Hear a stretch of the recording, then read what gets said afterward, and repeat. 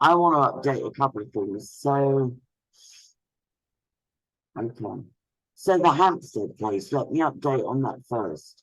Back in 2015, during the secret Facebook group, Hampstead Research, Australian survivors suggested that we start cross-reporting, because if people in the UK or Europe reported SRA, they were likely to be sectioned or arrested or targeted or character assassinated. So somebody very wise on the Australian side of survivors said, we'll report your stuff, you report our stuff, and that way they're unlikely to target us. And that was brilliant advice, right? So Alison Aitken is a school teacher in Australia, and she said she was going to review and debunk the tortoise media, Alexi Mostra's mainstream media, like pretending not to be mainstream media. Like tortoise media comprises people from Davos, from Wall Street, from BBC, pretending to be alternative media, a bit like GB News, even a bit like David Icke. I'm sorry to say that, even a bit like Alex Jones, right? So, and it became the #1 podcast for a while in Australia. The 8-part series allegedly debunking the Hampstead children's disclosures. Elisa and Gabriel, I'll say the names. Elisa's going to be 18 next year. Gabriel's going to be 17. Ricky Dearman has threatened to have them sue me for everything I've got, which is not a lot, but for everything I've got by the time they come of age. And we press on, right? So, but Alison is bewitched by Arthur Cattell, about whom I'm on the fence. He could be being targeted hugely, or he could be the wrong side of the fence, right? I know from his own mouth that he has a meth addiction, that he's been a gangster. I know a lot of sad facts, and I've advocated for Arthur for years. Dina, I can't remember her last name, Dina, but anyway, Dina and Trilby and many others, Natalie, are speaking out against Arthur. So I'm just cautiously trying to navigate this. But Alison promised to debunk the Mostra's podcast, and so far she's only released 2 videos. One is introductory, the other is bigging up Arthur. And so I am trying to be brave. And with Aaron, we have committed in 2023 that we will review and debunk the 8-part podcast by ex-BBC, ex-Wall Street, ex-Davos, pretending to be alternative media. And the other thing, the 2 cases we're focusing on are Anglesey and Hampstead. And, for reasons of persecution, we have kept at arm's length. But I think Aaron and I can both agree that in 2023, there's not a lot left to lose, is there? And I want you, Aaron, to just take it personal. The reason I do this is I'm a survivor. I've just done a 4 or 5-part disclosure to a small YouTube channel called Only God Rescued Me. And I've tried again to disclose my MK Ultra past, which I did in 2013 when Miles Johnston came to my hometown. He stayed in a hotel, but he came here. He filmed for 11 hours. and then subsequently filmed for another 3 or 4. And Kathy Morgan was here too, and that's all documented on my BitChute account, Basis 43. And then I've recently redocumented my history, and I'm disgusted to hear people like Dazed But Not Confused, I can't remember his real name. Anyway, him saying, but your MK Ultra background seems really suspect. It's like, I've been saying the same thing since 2008, or since 1979, when I was at university and wrote a play called Eileen, which got funding and was due to be filmed in the same 1,000-person theatre that Boris Johnson's wife at the University of Warwick filmed or featured in a production that was Satanic. So the University of Warwick is tied to Bill Clinton, Tony Blair. It was tied to surveillance and projects and MK Ultra. I don't care. I don't have to prove myself. But Aaron, I just want you, having said this, like this is like a really random December update. I just want you to give us an update, because you are one of the 2-person Lithuanian Survivor Story series.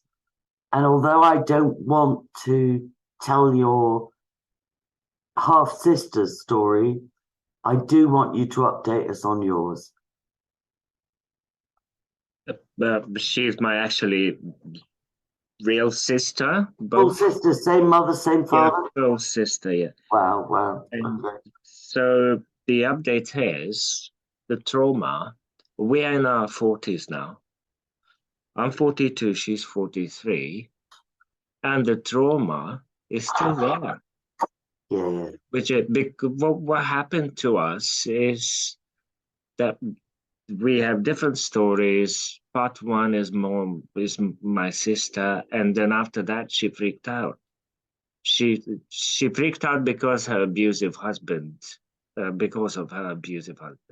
But then I am struggling with my relationship.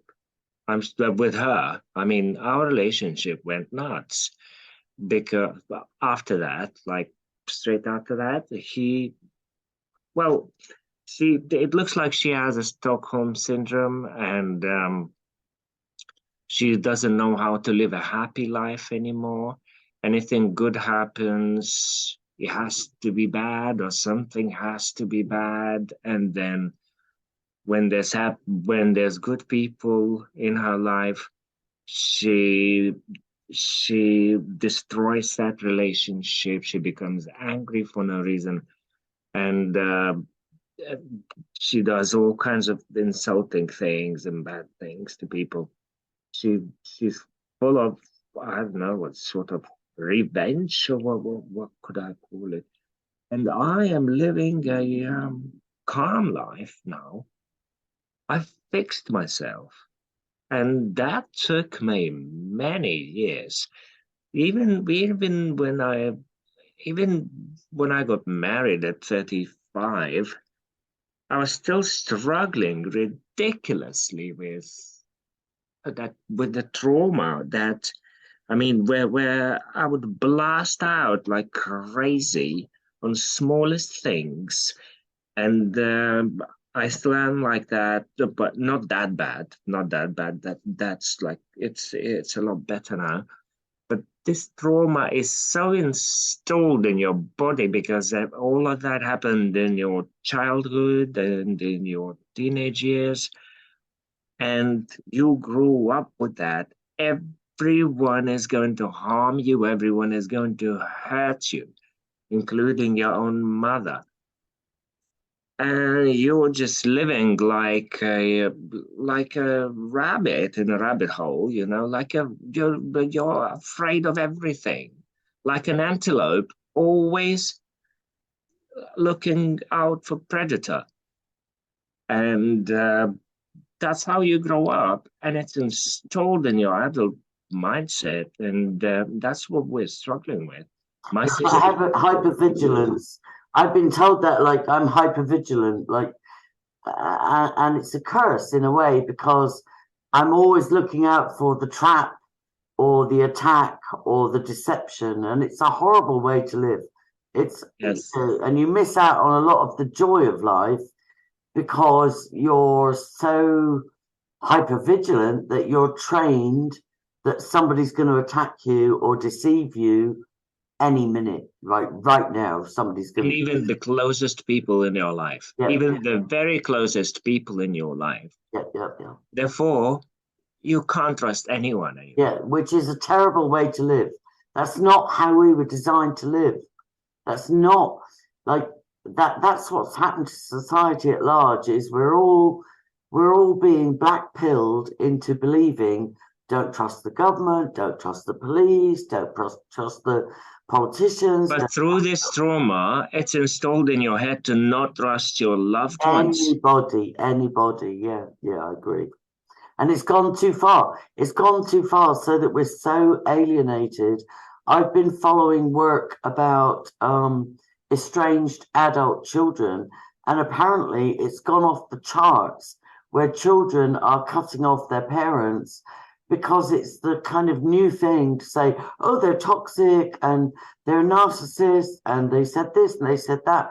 Now, I come from a very abusive, multi-generational family, but at the same time, I know at least one of my children has gone to counselling and been advised, oh, cut your mother off, quick, and it's all part of the agenda to break down the family structure. So we need to find a middle ground where honour thy father and thy mother, that thy days might be long and it might go well with thee. But at the same time, of course, you don't honour parents that abused you and neglected you and pimped you out and trafficked you. Of course, you have to separate from those kind of parents. So yeah. So since we're my mid-20s, my mind flipped, and I realized that this is all fucked up. It has to change. I was like, I'm naturally a loving person, and I can't stand unfairness, and I was sort of a family peacemaker because the whole family was blocking each other away, hating each other, hating each other with a passion. And I'm like, oh, come on, at least for Christmas, can we sit at one table? We can hate each other for the rest of the year, but I don't know. So I was always this peacemaker. I was solving their problems. They would always come to me since I was 25. And it was just, and so now, then I moved to London when I was 30, for my 30th birthday, basically. I moved to London and everything changed. I then decided, this is it. I'm going to live for myself. Be selfish. Because and that's how I still couldn't. But anyway, until I met the person of my life. Until I met the person of my life, and then I got married at 35, and everything is the opposite. My life is at peace. I am stronger, and I thought, hey, now I can help my family better, because my sister is still going like an amusement park, a roller coaster of drama, tragedy, trauma, anger, violence. And I'm like, hey, I'm stronger now. Even my strength didn't help. So some people at some point in their life, they flip. They finally find out what's going on, but not without support. Yeah. My sister has a predator in the house, not. Yeah, absolutely. I have to say, it's so simplistic, but that movie, is it like is it Sleepless in Seattle or Sleeping with the Enemy? There's a movie, I think it's Sleepless in Seattle or Sleeping with the Enemy. There's a movie, It is Sleeping with the Enemy.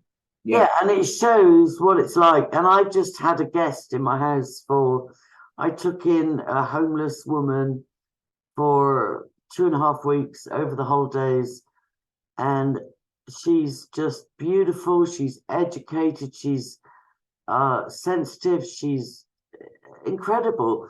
But she brought with her a narcissist who violently attacked her 3 times in my home.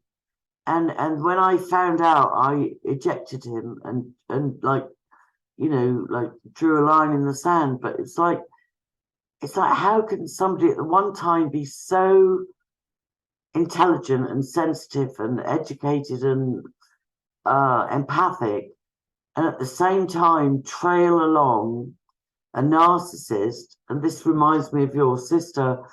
Trail along a narcissist that will beat them black and blue and still pretend to be there. Yes, and every negative feeling you can think of, that's their life. It's like anger, hatred, jealousy, a lot of jealousy. But like the last message I received from her was a few days ago. You live this nice life. You don't understand what life is. I'm like, have you forgotten Yeah. what we both been through? Yeah, you Have you escaped it. You just constructively escaped it.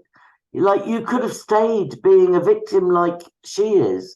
You could have stayed in victim mode and you didn't. Yeah, well, that's what I mean.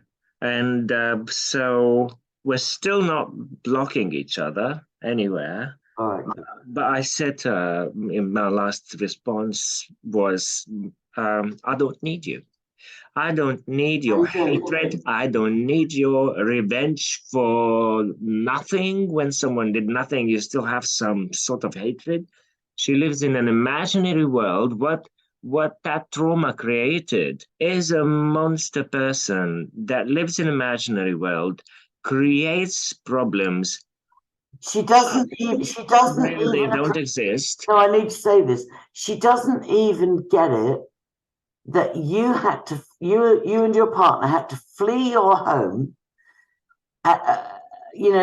agreed by. When her husband No, tried I to, need to say this. Right? yeah, The local police and intelligence services agreed that you and your partner should flee your home for your safety because the death threat was real, right? yes, So you literally had to pack a bag and go and stay wherever, run right run now. for your lives, and you were not being And 1 hour paranoid. later, some strangers were trying to break into our Yeah, house. exactly. We were on the road already. And I don't think your sister even gets her head around that. I don't think she even believes. She doesn't understand how evil that is. That's her husband who was trying to kill me. Yeah. And she sends me a message saying, "Don't worry, he's not going to." And he's sending them. Now he's changed his mind. Now he says he won't kill you. He's not going to kill you. He is only going to break all bones of yours and make you a cripple. Oh, thanks. That makes me feel so much better. I had a double. Doesn't understand the weight of it. Yeah, no, I had an offer from Irish American Mafia back in 87, 8, and they said, we will break his knees and leave him in a ditch, or we will assassinate him and nobody will know. You choose. And I just couldn't green light them. But the truth is, it's like, oh, you think you're doing me a favor, so now you say you're not going to murder me, you're just going to break my fucking bones and leave me in a ditch. Like, stop it. And I just salute the courage of you and your partner, and it was very, very hairy. I salute the courage where you did not cave. You could have said to me, Angie, I'm done. I'm never doing this work again. It's too scary.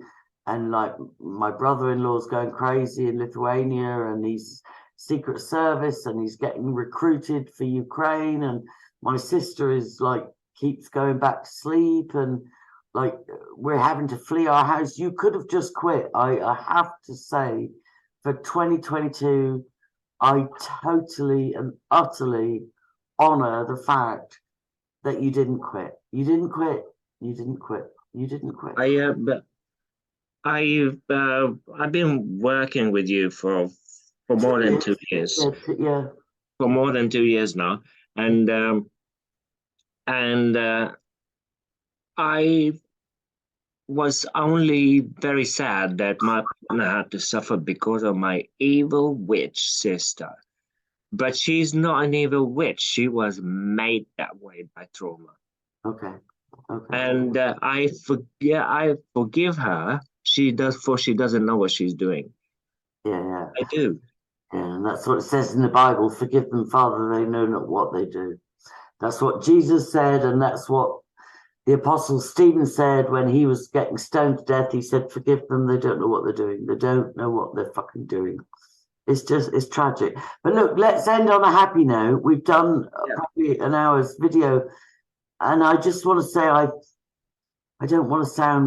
just want to thank you.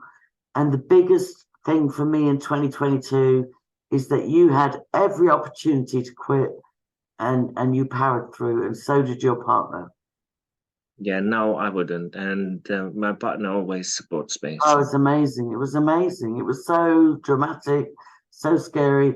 And I still pray for Alana. I pray that she breaks free. I pray that she continues to watch our work. And like I said before, statistics show that domestic violence victims take an average of 5 attempts to break free. So even if the last broadcast was Alana's 4th attempt, I pray that the next time she will break free. So look, we can't. Hopefully. Hope. Yeah. But let's leave it with a hope. I think. Yeah. And you edit this, and then we'll submit it in a couple of days. All right, love you. God bless. Happy New Year. You. God bless.